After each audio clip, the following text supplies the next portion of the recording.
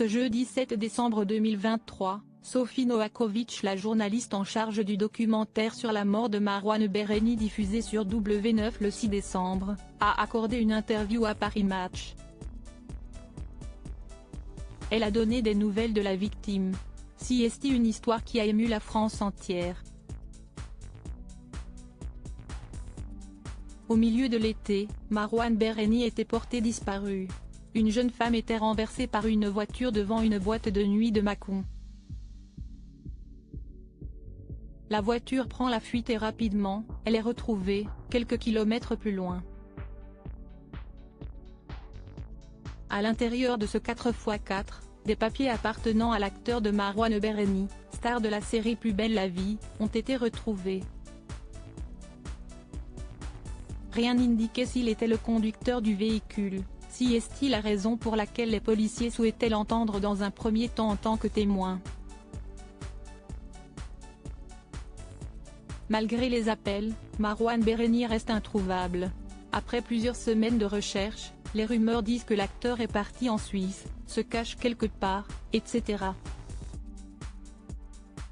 Malheureusement, l'affaire va prendre une tournure dramatique le 12 octobre 2023.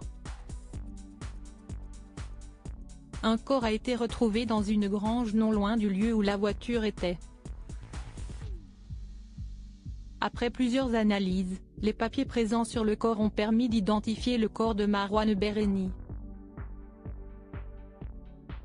Une disparition qui a ému les fans de Plus belle la vie, mais également les acteurs de la série. Les hommages se sont multipliés sur les réseaux sociaux.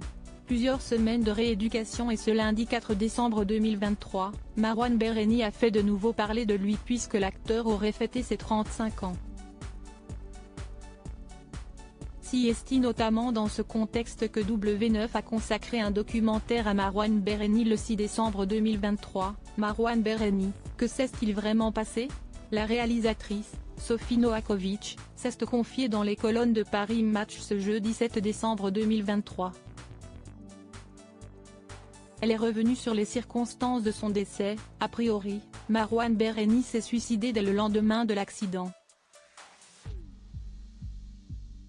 Il n'a jamais su que la jeune femme avait survécu. C'est quand même dommage. Elle en a aussi profité pour donner des nouvelles de la victime, Sandra. C'est très difficile pour Sandra. Il lui faut quand même plusieurs semaines de rééducation pour marcher correctement. Et encore aujourd'hui, elle a de nouvelles interventions prévues, liées aux conséquences des blessures. Des nouvelles bouleversantes.